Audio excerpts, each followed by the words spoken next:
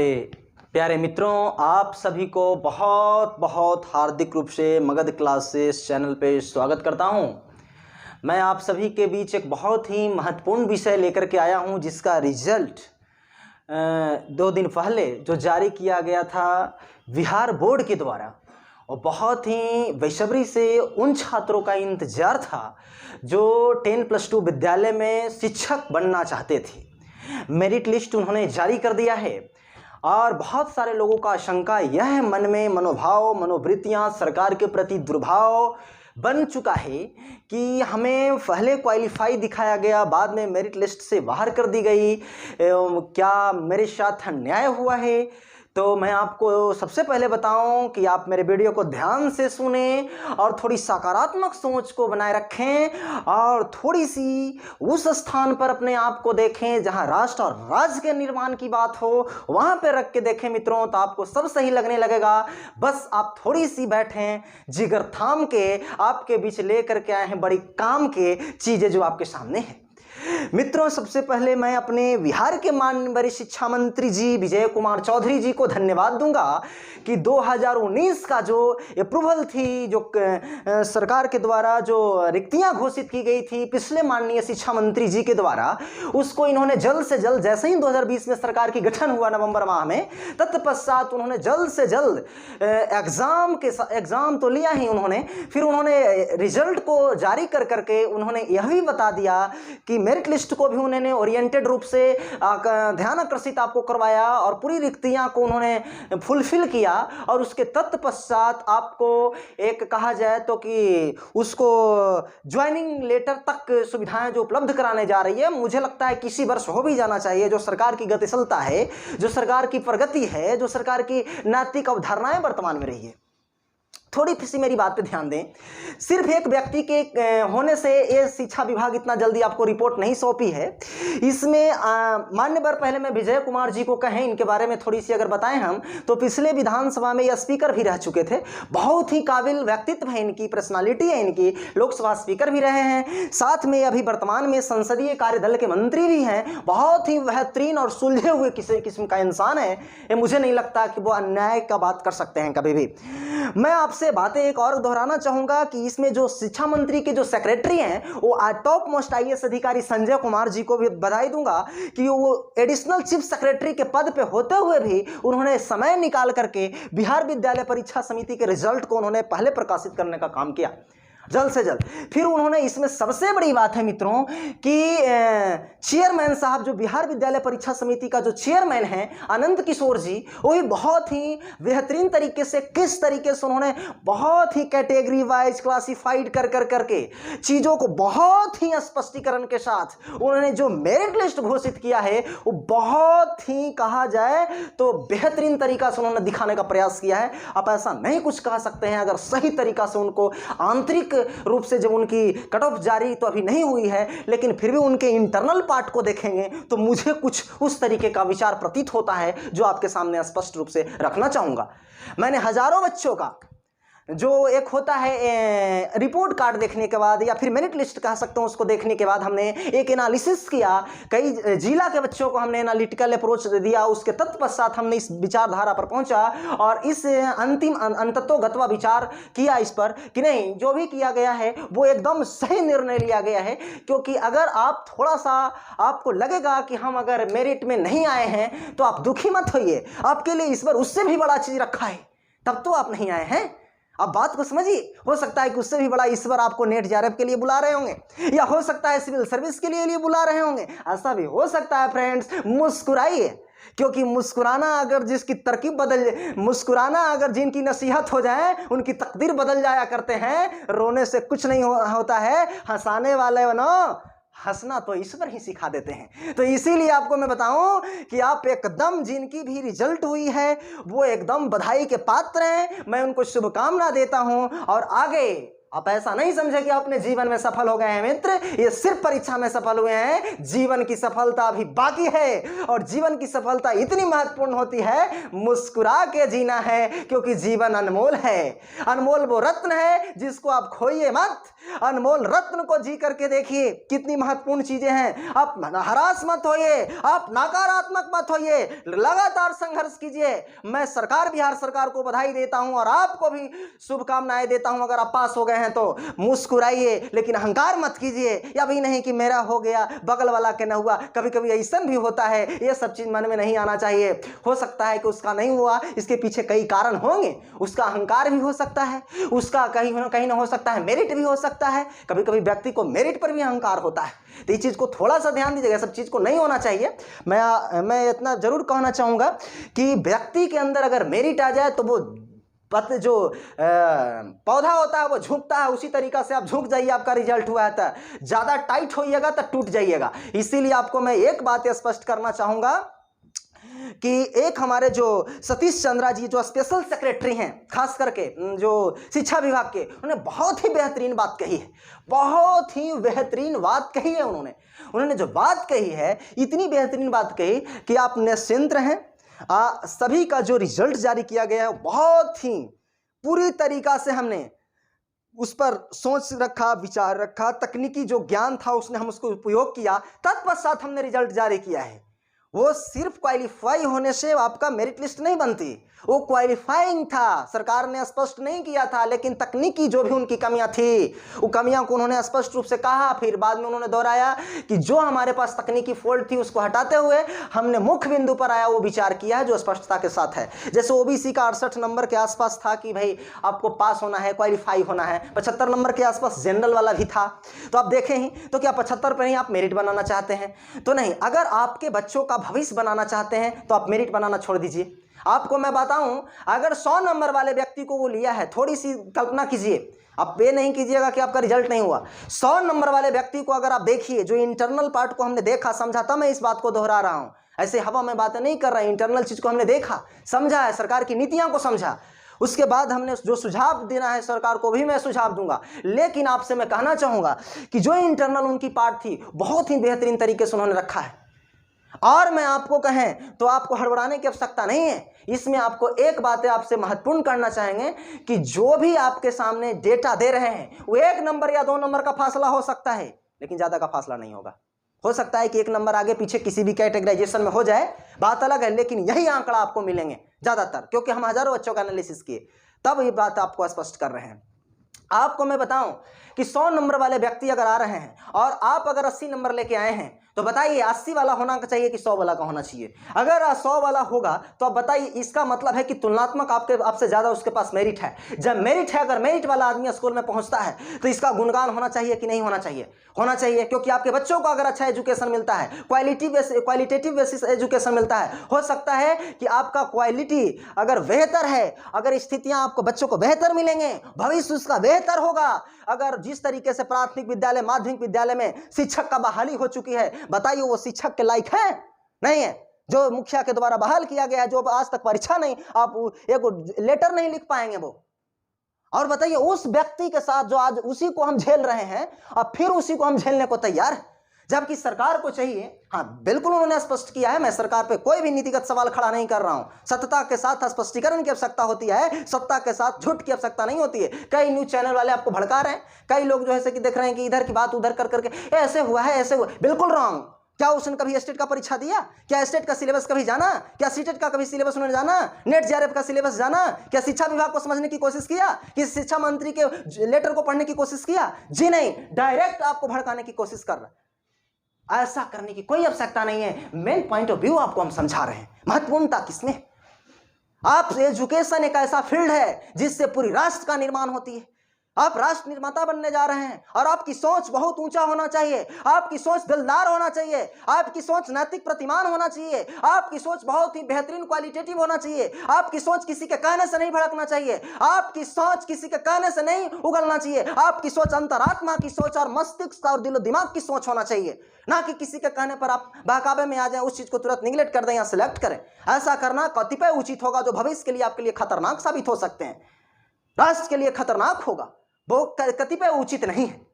आपसे मैं एक बात और दोहराना चाहें कि शिक्षा जो है, सरकार को यह भी चाहिए कि अगले बार से जो एग्जामिनेशन ले रहे हैं, पहले मैं एक बात और कहना चाहूंगा, जो भी सरकार एग्जामिनेशन लेती है वो बीपीएससी के माध्यम से, जैसे पहले एग्जामिनेशन होती थी, अगर वैसा एग्जामिनेशन अगला बार से ले तो बहुत बेटर है। पीटी मेंस टाइप का कर दे। और जो भी वेतन स्तर जो है, जिस तरीके से दिल्ली सरकार हमारी लेती है, जो दिल्ली सरकार है हमारी आम आदमी पार्टी की जो सरकार है, वो सरकार माननीय अरविंद केजरीवाल जी के नेतृत्व में, मनीष सिसोदिया जी जो शिक्षा मंत्री हैं, उनके मॉडल पर अगर सरकार चले तो बहुत बेहतर है एजुकेशन फील्ड में। क्योंकि उनके द्वारा जो शिक्षकों का पेमेंट है, शिक्षकों का प्रत्येक महीना एक एग्जामिनेशन होता है कि आपने क्या पढ़ा, क्या पढ़ाया। बताइए बिहार में कितने वर्षों पर एग्जामिनेशन होता है? सभी शिक्षकों का एग्जामिनेशन होना चाहिए। आप इससे क्यों डरते हैं?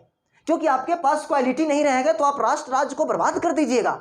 आप फिर खोजते हैं कि मेरे राज्य से IAS, IPS, IITian, MBBS, PG, master degree लेकर के क्यों नहीं आते हैं? आप पीजी पीएचडी कर लेते हैं, लेकिन पीएचडी का फुल फॉर्म के अलावा कुछ नहीं जानते हमारे पास। यही कारण है एजुकेशन सिस्टम का बहुत बड़ा हार्मफुल है, जो कि राष्ट्र के लिए नुकसानदेह होगा। भारतीय सभ्यता और संस्कृति का नाश हो जाएगा। और इसीलिए मैं आपसे कहना चाहूंगा, सरकार से सवाल खड़ा करने से ज्यादा है कि पढ़ने पर ध्यान दीजिए आप। और इसीलिए आपसे हम कहेंगे कि जो भी अगर एग्जामिनेशन होता है तो सरकार का सुझाव होना चाहिए, आपको नीतिगत फैसला सरकार ले, आपसे मांगा भी जाए तो बोलिए कि बीपीएससी के द्वारा उसका परीक्षा लिया जाए अगले बार से, और एकदम वेतनमान किया जाए, हर चीज को वेतनमान किया जाए। वो एकदम सब कुछ जो क्वालिटेटिव जो होते हैं, जिस तरीके से उत्तर प्रदेश सरकार भी अपना रखी है, एकदम परीक्षा लीजिए टाइट, लेकिन पैसा एकदम टाइट, सब कुछ टाइट रहेगा, सिस्टम टाइट रहेगा, एजुकेशन ठीक रहेगा, बच्चा नहीं बिगड़ेगा। अब बच्चा ही बिगड़ जाएगा, बच्चा बन जाएगा बगड़ा, क्योंकि मास्टर है लंगड़ा, मास्टर की स्थिति खराब है, जो मस्तिष्क से लंगड़ा है। तो इसीलिए आपको मैं आज बताना चाहूंगा बहुत ही बेहतरीन चीज, जो सबसे बड़ी बात है। कल जो है सरकार ने कुछ लोगों के आंदोलन या हाय हाय के नारे पर सरकार ने कमेटी बनाया। पहले कमेटी को हम समझा दें। तो जो भी बेचारे मैं इसलिए कह रहा हूं क्योंकि आप थोड़े से अफसोस में होंगे। अफसोस में मत रहिए, अफसोस बहुत ही घातक होता है, इसलिए अफसोस करने की कोई आवश्यकता नहीं है। जो सरकार ने कल अनुशंसा किया है, या जो लिस्ट जारी किया है, या जो भी कहा है उन्होंने, जो भी डॉक्यूमेंट्स दिया है, उस डॉक्यूमेंट्स में उन्होंने साफ लिखा है, उस बात को आप भी देखे हैं और मैं भी देखा हूं। उन्होंने कहा है कि जिसमें रिक्तियां हैं उसको हम क्या करेंगे, भरेंगे। यह सिर्फ कमेटी अनुशंसा करेगी, यानी कि कमेटी गठित कर दी गई है। कमेटी कैसे बनती है? तो विधानसभा जो होती है उसमें प्राकलन समिति, लोक लेखा समिति, या फिर कई प्रकार के ज्वाइंट कमेटी, बहुत संयुक्त कमेटी होते हैं, वो कमेटी होते हैं। उसी तरीका से विधानसभा के कुछ विधायक लोग मिल करके उप सचिव के नेतृत्व में कमेटी बना है। वो कमेटी कही है कि जिस विषय में रिक्तियां हैं उस विषय पर हम, चाहे वो पेपर 1 में हो या पेपर 2 में हो, उसमें हम क्या करेंगे, हम फिर से जो बच्चे मेरिट लिस्ट में शामिल नहीं हुए हैं, सिर्फ वो क्वालिफाइड हैं, उनको हम नंबर के आधार पर फिर से उसको बुलाने का प्रयास करेंगे। तो भाई साहब मैं आपको ध्यान दें तो 2 चीज में आपको रिक्तियां नहीं है। एक पेपर 1 में सामाजिक विज्ञान जो सोशल साइंस है, हिस्ट्री, ज्योग्राफी, इकोनॉमी, पॉलिटी, जो सब्जेक्ट होते हैं उसमें रिक्तियां 0 हैं। तो सामाजिक विज्ञान वाले पहले भूल जाइए कि आपको कुछ अब होने वाला है, जो हो गया से हो गया।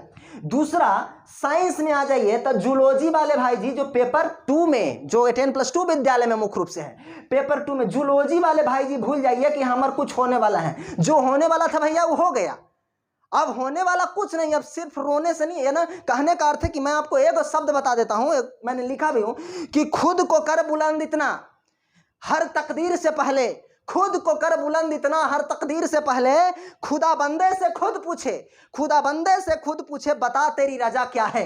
अरे भाई, जब थोड़ा सा भी कठिनाई आपको हो गया है तो आप टेंशन क्यों लेते हैं? आगे लगे रहिए ना। फिर आ रहा है स्टेट, और अब आखिरी बार अगर बीपीएससी से अगर बाहरी सरकार लेती है, इसका पूरा नियोजन हो चुका है कमेटी का, बीपीएससी से बाहरी लेती है, तैयारी कीजिए जम के, पूरा नियोजन हो चुका। पहल का राज फिर चला जाएगा, फिर अब टाइट एग्जामिनेशन, राइट एग्जामिनेशन होगा। थोड़ा सा तैयारी में लग जाइए, जुट जाइए। ये सब सामाजिक विज्ञान वाला, बोर्ड जूलॉजी वाला का मैं बात मुख्य रूप से कहा। अब जो रिक्तियां बचा हुआ है विज्ञान में, पेपर 1 की मैं बात कर लूं तो विज्ञान जो सब्जेक्ट है उसमें 672 सीट की रिक्तियां हैं। गणित वाले भाई आशा करिए 690 सीट है, संस्कृत में 193 सीट है, हिंदी में 188 सीट है, इंग्लिश, जकरा बिहार में इंग्लिश कहते हैं, बेचारा इंग्लिश तो बोलता नहीं है ना, इंग्लिश पढ़ता है भाई साहब, 1220 सीट है। बल्ले बल्ले, उनकर तो एकदम खुशखबरी है। आप एकदम निश्चिंत रहिए, अगर होने वाला रहेगा तो हो ही जाएगा, निश्चिंत रहें आप। फिर इधर देखिए कंप्यूटर साइंस यहाँ पर 0 हो गया, यहाँ 2 विषय में 0 है, पेपर 2 में कंप्यूटर साइंस 0 है, जूलॉजी 0 है। फिजिक्स में 1575, मियाज टाइट है, अगर 10+2 में ना हुआ है तभी थोड़ा सा धीरज रखिए, मियाज खुश हो सकता है। केमिस्ट्री में 1117, मियाज टाइट रखिए, अभी एकदम राइट है अभी आप। बॉटनी में 184, मिजाज खुश रखिए। मैथ में 441, मियाज टाइट रखिए।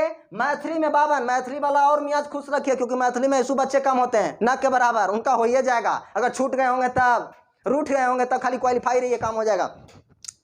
आपसे मैं बात करना चाहूंगा तो इसका कैटेगरी बाय सोशल साइंस का कैटेगरी लिखा हुआ है, और यहाँ पर सिर्फ मैं 10 क्लासेस से यानी कि 9-10 वाले बच्चों की बात कर रहा हूँ, जो कि मुख्य रूप से होते हैं। वो कैटेगरी वाइज मैंने मेल और फीमेल की बात किया है, कट ऑफ निकालने का प्रयास किया है, जो कि गुप्तोत्तर कहा जाता है, गुप्त कमेटी के द्वारा। ये जो है जनरल क्लास के जो व्यक्ति हैं, मुझे लगता है 110 से 112 के बीच आते हैं। 110 से 112 के बीच इसका यानी हो सकता है 0.1 होगा, 0.2 होगा, 111 हो सकता है, लेकिन 110 से लेकर 112 नंबर के बीच जनरल के अगर मेल हैं, उनको लगभग सिलेक्शन सभी का हो गया है, यानी कि मेरिट लिस्ट में शामिल है। और महिला 100 पर है, महिला यानी फीमेल 100 पर है। फिर देखिए ओबीसी, बीसी में 2 लोग होते हैं, बैकवर्ड कास्ट में 2 हैं, बिहार उसे दो भागों में बांटती है। एक होता है ओबीसी अदर बैकवर्ड कास्ट, एक होता है ईबीसी एक्सट्रीमिस्ट बैकवर्ड कास्ट, एक होता है पिछड़ा वर्ग, एक होता है अति पिछड़ा वर्ग। ये दोनों वर्ग की बात करें तो पुरुष जो होते हैं वो मेल में ओबीसी हैं तो 105 नंबर अगर लेके आए हैं तो उनका जो है मेरिट लिस्ट बनेगा। महिला है अगर बीसी में यानी ओबीसी में है तो 95 नंबर लेकर के आए हैं तो बनेंगे। हो सकता है कि आप हैंडीक्राफ्ट हैं, विकलांग वगैरह हैं, तो हो सकता है कि आपको कम पर भी काम हो जाए, 90 पर भी हो सकता है, 90 पर भी आपका काम होगा, इससे नीचे फिर वो भी नहीं जा सकता है। फिर अगर हम आप देखें ईबीसी जो है, जो एक्सट्रीमिस्ट बैकवर्ड कास्ट हैं, जो अति पिछड़ा वर्ग जिसको कहती है बिहार सरकार जी, वो उन्होंने 102 नंबर भी आप लेकर के आए हैं तो आपका काम हो जाएगा। मेल है तो, फीमेल है तो 90 से कम में नहीं होगा, आप एकदम निश्चिंत होकर के इस पर सोच लीजिए। फिर अगर एससी एसटी की बात करें तो मेल में 90 नंबर है और फीमेल में 80 नंबर है। 80 नंबर से कम रहेंगे फीमेल में तो भी नहीं होगा, मेल में जो है 90 से कम रहेंगे तो भी नहीं होगा। तो ये आप समझ लीजिए कि ये आपका सोशल साइंस का जो है क्राइटेरिया है। अगर आप कट ऑफ की बात करें तो आप कहिएगा कि फिर साइंस की बात करें तो इसमें कैटेगरी मेल और फीमेल हमने लिख दिया है, एकदम ध्यान से खाली समझते चलिए। जनरल क्लास में 85 नंबर मेल है, 80 नंबर फीमेल है, सब कट ऑफ बता रहे हैं, ध्यान से सुनिए। ओबीसी 75 नंबर क्या मेल, फीमेल 72 नंबर, ईबीसी जो है मेल जो है 72 नंबर, फीमेल जो है 70 नंबर। आप कहिएगा कि यहाँ पर ही कम क्यों, यहाँ पर ही ज्यादा क्यों, इसका भी हम उपाय बता रहे हैं, अब टेंशन मत लीजिए, ऐसी हवा में नहीं है, इसकी बहुत सारी क्राइटेरिया हैं, मैं बताऊं। फिर देखें एससी एसटी मैथ में 70 और फीमेल जो है यहाँ पर 68। आप कहिएगा कि यहाँ कम यहाँ ज्यादा, भाई जी 5 गो सीट है, फॉर्म भराया 10 गो, यहाँ 5 गो सीट है, फॉर्म भराया 50 गो। बताइए 50 में ही यहाँ 25 गो पढ़े वाला टाइट है, 25 गो तो ऐसे थोथुआ होते हैं, धकेला पर चलता है, जा रहा है गाड़ी, जा रहा है गाड़ी, ऐसे चले से नहीं होगा, पीछे से धकेल रहे हैं। फिर ये जो है यहाँ पर जो है 10 में से 5 यानी कि यहाँ ये जो 10 हैं ये 10 में से 5 पढ़ने वाले हैं, ये 5 में 5 होगा, कट ऑफ यहाँ कम होगा, यहाँ पर कट ऑफ बढ़ जाएगा क्योंकि यहाँ 25 पढ़ने वाले हैं। पहला कंडीशन ये भी हो सकता है। दूसरा कंडीशन है कि क्वेश्चन का प्रवृत्ति पर निर्भर करता है। पहला तो कि बच्चों की संख्या अधिक थी सोशल साइंस में, साइंस से ज्यादा थी।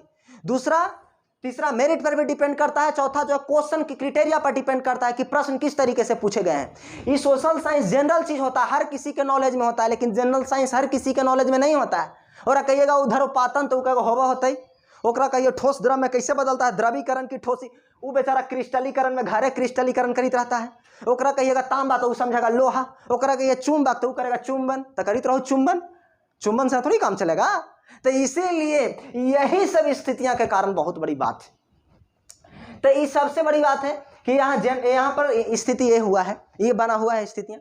फिर देखें आपको तो मैथ में आ जाइए, साइंस की मैं मैथ की बात कर रहा हूँ। मैथ में कैटेगरी मेल फीमेल, जनरल का जो है 90, फीमेल का जो है 85, ओबीसी में मेल का जो है 85 और फीमेल का जो है 82, ईबीसी में मेल का 75 और फीमेल का 72, एससी एसटी में शेड्यूल कास्ट शेड्यूल ट्राइब्स अनुसूचित जाति अनुसूचित जनजाति बहुत ही वीकर सेक्शन में आते हैं, इनको तो होना भी चाहिए। ये जो है 70 जो है इनका है और जो है फीमेल जो है 68 नंबर पर इन्होंने लास्ट किया है और ये क्वालिफाइंग मार्क्स भी था मुख्य रूप से मुझे लगता है कि। तो इस तरीके से मैथ का भी रहा है, क्योंकि मैथ में ऐसे भी बच्चे की थोड़ी सी स्थितियाँ ये होती है कि मैथ लेते भी कम है और दूसरा चीज़ जो मैथ लेता है वो खास करके सोचता है ना कि इंजीनियरिंग करते हैं लोग, मैथ आइए सीखिए आपके बाद इंजीनियरिंग IIT ट्रिपल ई तो NIT तो फलाना, इस तरीके का चीज़ें हो जाती है यहाँ पर। इसीलिए कुछ बच्चे ही पहुँचते हैं इस रूट में। इस रूट की सभी लाइनें व्यस्त रहती है, कृपया इस रूट से जाएं। इस रूट की सभी लाइनें व्यस्त रहती है, कृपया इस रूट से जाएं। इस रूट की अगर इस रूट की लाइनें अगर नेटवर्क क्षेत्र से बाहर है तो कृपया इस रूट से जाएं। और अगर इस रूट की लाइन नेटवर्क क्षेत्र नहीं, मोबाइलें नहीं है, टावरें नहीं है, टावर भी नहीं है, मोबाइल भी नहीं है, तो कहेगा कि इस रूट की भी सभी मोबाइल बंद हैं, तो फिर इस रूट से जाएं। जो रूट आपका बच गया हिंदी संस्कृत वाला, हिंदी वाला जो कि एकदम घरेलू भाषा है, जैसे हाँ हिंदी बहुत ही घरेलू भाषा होती है। तो हिंदी में कैटेगराइजेशन की बात करें, फीमेल है, मेल है, जनरल है 85 नंबर, मेल है 82 number, OBC female 82 number, male है 78 नंबर, ईबीसी जो है फीमेल है 80 नंबर, मेल है 75 नंबर, एससी एसटी जो है फीमेल है 75 नंबर और मेल है 69 नंबर।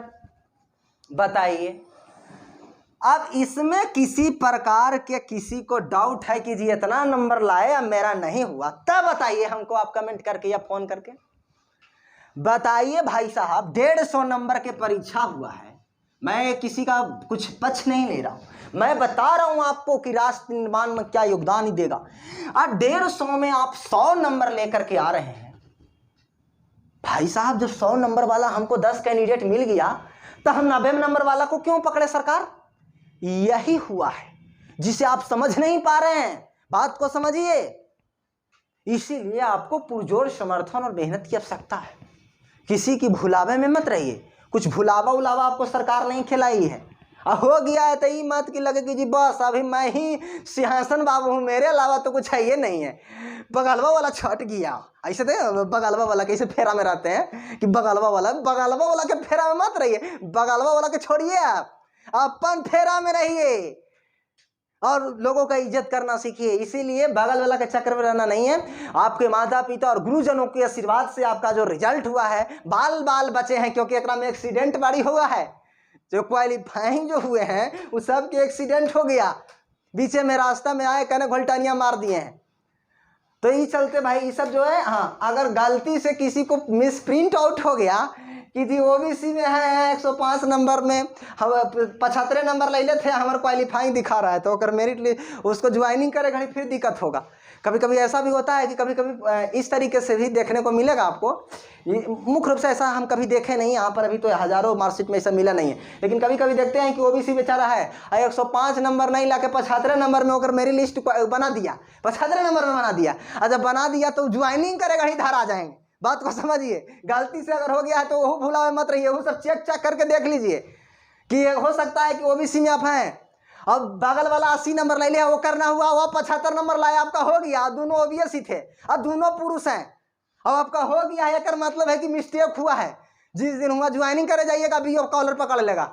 इस चलते थोड़ा सा उसमें सुधार नहीं करवाएं, सुधार करवा लें तो ये भी बेटर है, क्योंकि ऐसा भी कभी कभी देखने को मिलता है, एक आध दो को डॉक्यूमेंट्स होता है ऐसा भी।